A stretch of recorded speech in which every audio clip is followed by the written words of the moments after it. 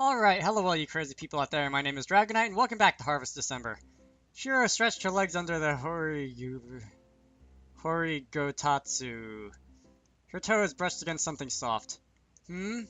Yuki Towada stopped knitting and looked up at her. Did I kick you? No, you only touched me a little, don't worry about it. Under a normal kotatsu, Horigotatsu had a hole dug in the floor so it was possible for them to sit upright with ease. But because they had the freedom of dangling their legs, sometimes they could kick one another if they moved too much. Alright, good to know. Are you bored? Yuki asked without stopping her hands. Boredom can kill a god too. I've already finished reading all my books. Shiro sighed and rested her chin on the table. Nearby, there are several orange peels left in a pile. She took a sniff of them. It was a scent they smell every day, but it was still comforting. I never thought I would be stuck here with you. You said that not so long ago. Because I'm still surprised. I can't get over it. Shiro gazed at Yuki, studying her. The difference was slight, but she had grown rounder, softer. Still, she cut an impressive figure. This was the girl she had once fought against, and she had lost.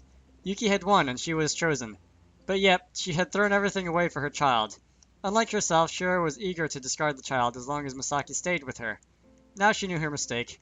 Yuki was right. It wasn't about morals or a life form or anything like that. It was about what Masaki needed to hear. The boy that she loved required to be dominated.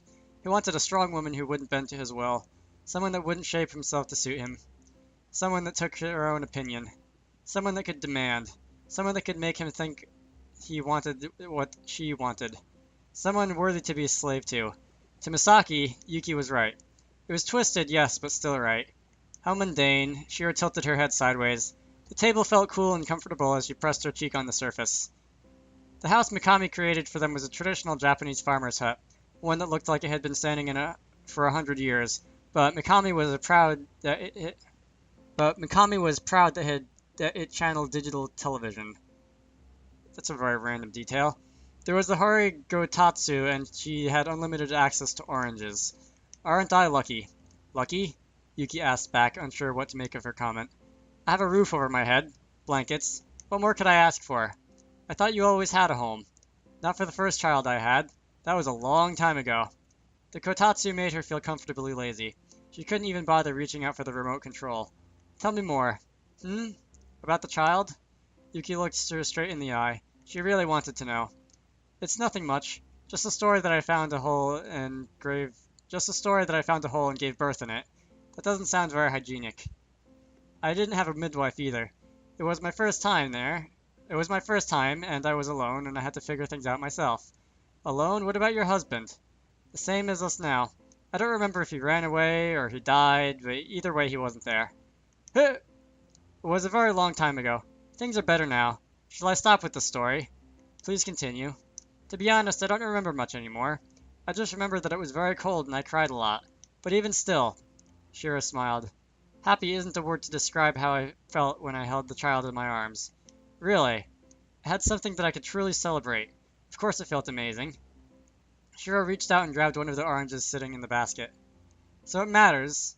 Not what the situation is, there is a meaning to having a child. Shiro looked down and began peeling her orange. She wasn't sure what Yuki thought of her story and was curious to watch her expression, but she suppressed the urge to look up. After spending twice the amount of time eating her orange than she would as usual, she finally glanced at Yuki. Yuki was knitting again. She felt drowsiness creep up from the tip of her toes to the top of her head. She was toasty and safe where she was. They said together. It kicked me. Yuki smiled softly. Shiro decided her story must have influenced Yuki in a positive way. You seem all right. On the other hand, perhaps Yuki didn't feel as sure as she looked. I know I was harsh on Masaki. I left after cutting him away like I had no regrets, like I had what I was doing. But I don't know what lies ahead in the future for my child. She placed a palm on her stomach. I believe you when you say there is a meaning to giving birth to a child, but I'm afraid to know what's to come. I never expected you to admit you had insecurities. Of course I feel insecure. All mothers worry. And my child is different. It's not a god, but it's not human either. I don't know what to do. Does it make a difference to you whether it's a god or a human being? No, I will love it all the same. So you're worried about the people around you? Yes. I don't know if they will accept my child. I see. A slight shadow cast over Yuki's face. It was something Shiro had almost forgotten, but it was Yuki's first time becoming a mother. She was worried, scared, and insecure. The only thing Shiro could do for her was listen. There's been blood in my morning sickness. Are you feeling faint? I think I may have an iron deficiency. If Masaki was here, he would... Yuki cupped a hand over her mouth as if she had said something inappropriate. You'll have to take care of it yourself. You seem a bit under the weather. You haven't been sleeping well, too. You noticed? Of course I did. We're two peas in the same pod now. Forgive me. What are you apologizing for? I've said some terrible things. I've stepped on your heart. I shouldn't even be in a position to speak to you. I don't remember. Shiro-sama. Well, if you really feel bad about it, you can bring me lots of ice cream once we have our children. Yuki looked as if she was about to break. What's wrong? I'm sorry, she whispered as if she was making a confession. I'm sorry. She looked at the child with her shoulders slumped, like a child with her shoulders slumped. Your head. What? Shiro looked at her pointedly and waited. Hesitantly, Yuki leaned forward, bowing her head. Shiro knew now. You're just a girl. You're just a human girl. 100 and something videos on this and you're just now getting that? God. You said you shouldn't compare yourself to me. You shouldn't compare yourself to me, and I'm far older and experienced. You're doing well, Yuki. Yuki's hair was silky and soft. She was just a child. She needed a hand to pat her on the head to reassure her she could keep walking on. As Shiro stroked her gently, Yuki's eyelids dropped comfortably. Shiro decided she would continue reassuring the child till she said she was alright. Oh God, it's cold outside. Hey, what are you two up to? Playing tricks on each other? Mikami came back a while later, just as Shiro's arms were beginning to get tired. Mikami, your eyes have to be rotten. Hey, that's mean. To me, you both looked like mother and child. Mother and... child? Shiro and Yuki looked at each other in surprise. Ha ha ha ha ha. I still need to work on my laughing voice. What's this? Come on, let's eat some oranges. Yes, I should take nutrition for the child. It was Mikami that noticed the change first. Her expression went cold, then she immediately got out of the kotatsu. Ugh. Yuki pressed her hand to her mouth, but it was too late. She threw up everywhere. Shiro gasped, not at the spectacle, but because of the color. Ugh. Ugh. It was red. I don't know a whole lot about the subject matter, but I'm assuming that's not normal. Blood. Mikami pushed Yuki to the floor, opening her kimono. Shiki! She was in her element and had power in this place. Her hands flashed with light. Ugh. It was quickly absorbed into Yuki's stomach. Gradually, Yuki calmed down. She stopped vomiting and twisting in pain. Her breathing was still ragged, but she was alert. You're alright. Calm down. Mikami took out a handkerchief and wiped the blood off Yuki's mouth. I am calm. Yes, you are. That's right. I'm calm. I'm calm for my child because I'm all it can depend on and I have nobody else. That's right. Mikami agreed with everything Yuki had to say, and she lay on the ground. She didn't need confession now. She needed Yuki to be steady. There was blood. That's because you're human, Yuki. You've got a god in your womb. Of course there are complications. The reason you have morning sickness is a type of a defense mechanism. Your body is telling you that there is something alien inside of you. I see. Don't worry, you're in good hands. Mikami is experienced. We can trust she knows what she's doing once in a while. What do you mean, once in a while? So there are no problems, then? No, there are not.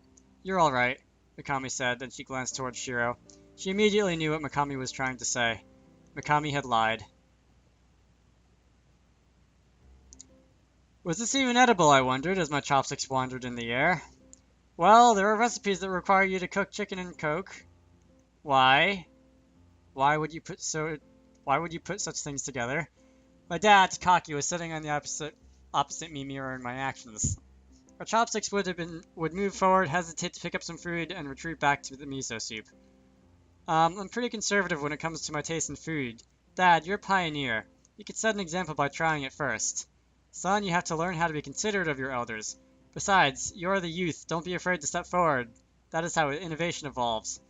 I see your point, but in this case, it also seems important to prove your appreciation for your wife's cooking. Son, just eat it. You first, Dad. The Konno dinner table was suffering a cold war. Both of you, stop disrespecting the food. Sorry. Forgive us. We both pressed our foreheads together to the table in surrender. Chocolate wafers bobbed and steamed in the pool of soy sauce. Did I read that? How do you even do this? Stop complaining. The blizzard shut down the roads to the grocery store. I couldn't help it. The truth? Couldn't be bothered going out when it was so cold. That's just lazy. I reached out for a piece of microwave chicken. The instant stuff looked like gourmet food now. It's actually not so bad when you think about it, you know? Yuki Konno said as she took a generous serving from the life-threatening pot. How does it taste? My tongue feels like it's getting customized to suit it. I'm beginning to wonder if that adaptation is actually a positive thing, Takaki chuckled. I'm going out after dinner to patrol town. Is that the thing Mizouhu-chan's been doing? Yuki asked lightly, but she didn't look too happy about it. I think we will be alright. We're armed with Mayoi-san's weapons. I've been thinking about it. It was Dad that spoke. The situation is a bit different from the time that Shiro lost her authority, the time when all the other minor gods ran amok. There have been accidents around town, Nuki. They need Masaki's help. Are you going to start your boring lectures again? Mami-chan said as she chowed down on a mound of cabbage sprinkled with salt. Tell me, Masaki, what do you think is the difference from then? The fact that they all have the same purpose. Dad looked pleased with my answer, but he didn't say anything. They may dig up vegetables to eat, but the wolves mostly just walk around town doing nothing. If they seriously wanted to cause trouble, the town would be in panic now. Shiro-sama probably knows what they are up to. I don't understand what they have to walk around town. Why they have to walk around town now. Just as Dad said, it would be best if I asked Shiro directly. But now she was in a different dimension. I would have to ask Mikami instead. Mizuho's team was only able to patrol town because they knew the wolves didn't mean any harm. But they were wild animals, and anything could happen. It would be better to think of something. I began to sink deep in thought. Masaki, if you're going out, you better eat quickly. Here. Thanks. I ate whatever was passed to me on my plate. Yeah. Not bad, right? Words couldn't describe it. I was late to the patrol, and Mizouhu gave me the good scolding. Ow. Ha ha ha! Run! I am enthralled by the image on the top screen. Future self. Video thumbnail. Mizouhu blasted the pump action toy gun she was holding, spewing out fire and rubber bullets. How is a toy gun so powerful? A bullet landed by a wolf's feet. It jumped and turned to run away. She pumped up her gun again. I'm not gonna warn you when I'm gonna shoot. You better run before I find you. She ignored me entirely. She pulled the trigger. Just moving my chair so my legs don't fall asleep. She ignored me entirely. She pulled the trigger. A bullet shot over the wolf's head, almost grazing its pricked ears. The wolves began to scatter. That was easy. Mizouhu propped the large toy gun she was holding on her shoulder. It looked awfully big for a small girl like her. Was that your way of warning them? But of course, Private Masaki. I didn't hit any of them, did I? Your gun's smoking. It was blasting fire. Power is everything! Are you the type that needs every single detail explained to you? I'll be nice and warn that you're the sort that gets divorced in the future after your wife takes everything you own. I hate to admit that I found your assessment almost convincing. My point is that I have a feeling we're doing it is more criminal than what the wolves are up to. Sergeant! Wolf! Guncho! Gungo! Whatever. Mizouhu dashed towards the direction Mayoi was pointing at. Hurry up, Private Masaki, we must protect the town! Mizouhu yelled back. She looked so happy it was almost contagious. Except for one thing. Please don't point that gun at me. Don't talk back to your superiors. I was blown away by the blast before I even heard it.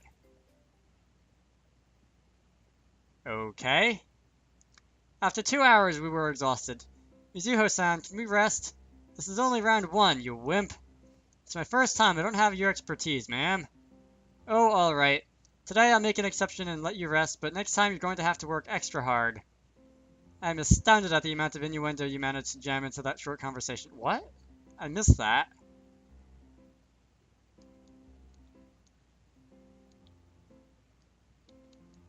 I don't get the innuendo. I just have an urge to record it and use it for purposes unbeneficial to you. Don't worry, this is being recorded. That should be entertaining. You need more spirit, boy! As usual, none of them pulled their punches. I just sat there trying to calm my breath. The patrol team went off from one end of town to the other. Whenever we found wolves, we would run towards them and repeat the same intimidation over and over. It was strenuous running through the snow that was ankle deep. There was something that needed to be experienced to be understood. Madoe was absent because he went back to Sakashima to recharge. Yujin!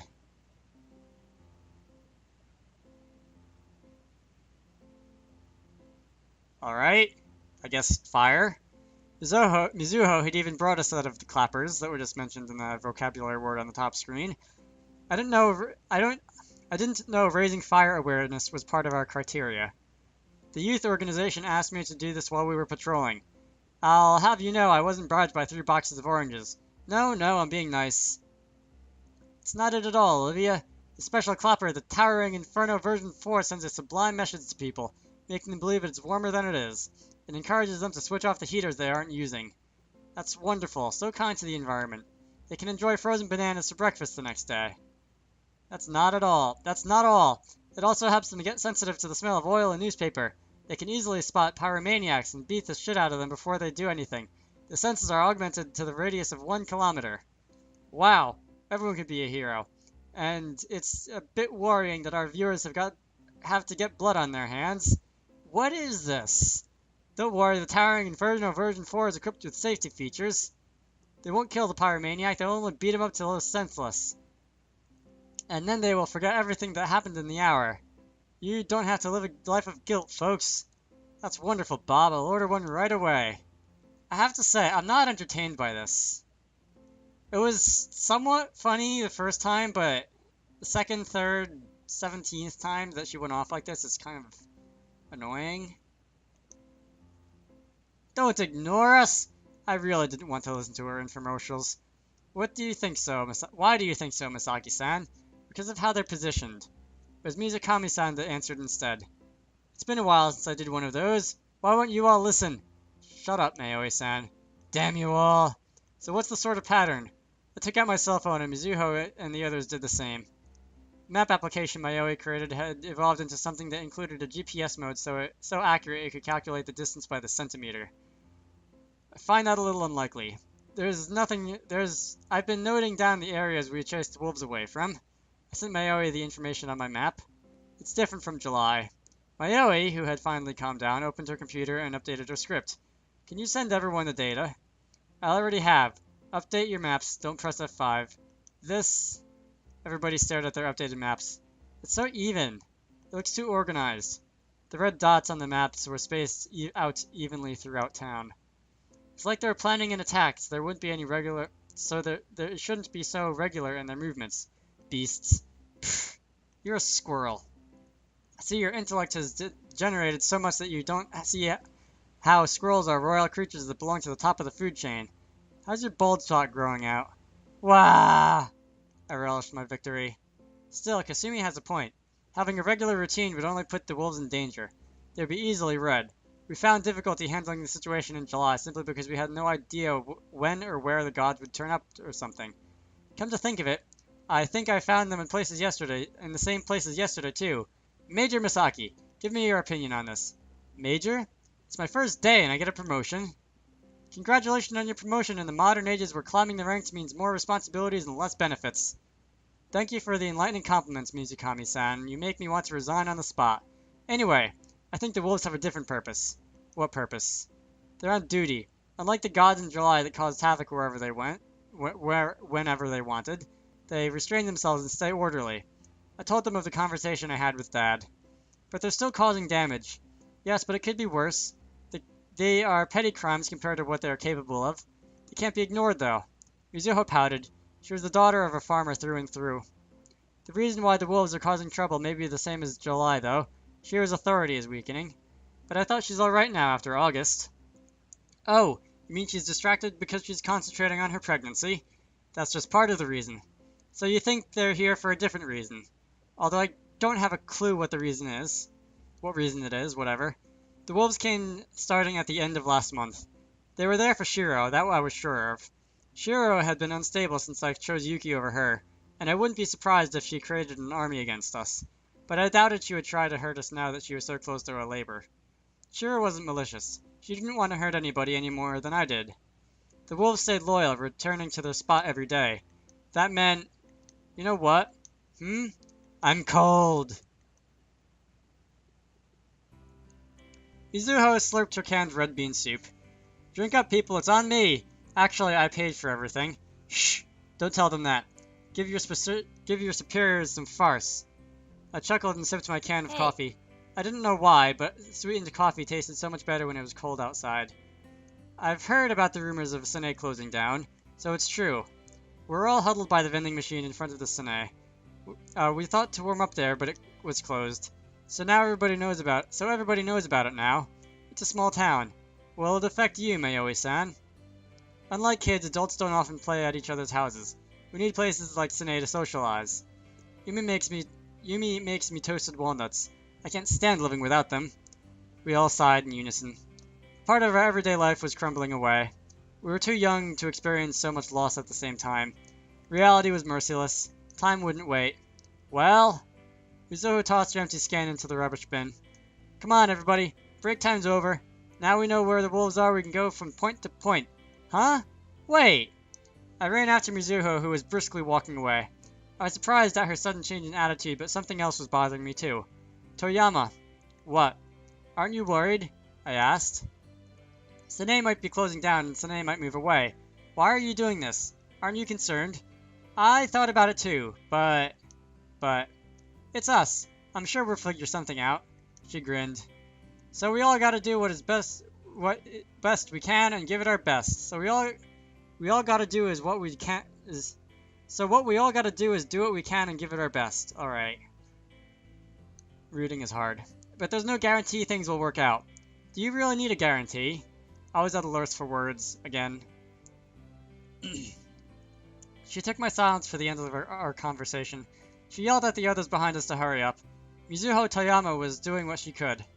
I see. Once I understood her, everything became crystal clear. I almost laughed out loud at the realization. The idea was worrisome, but heartwarming at the same time. Sine was trying to do what she could for me, too. So I went along with it. Toyama.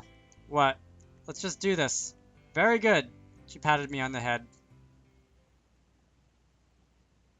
Combat. Alright, so that's it. And I'm going to end this off here. That was slightly longer than the other ones, but never mind. My name is Dragonite. I hope you all enjoyed that, and I will see you all later.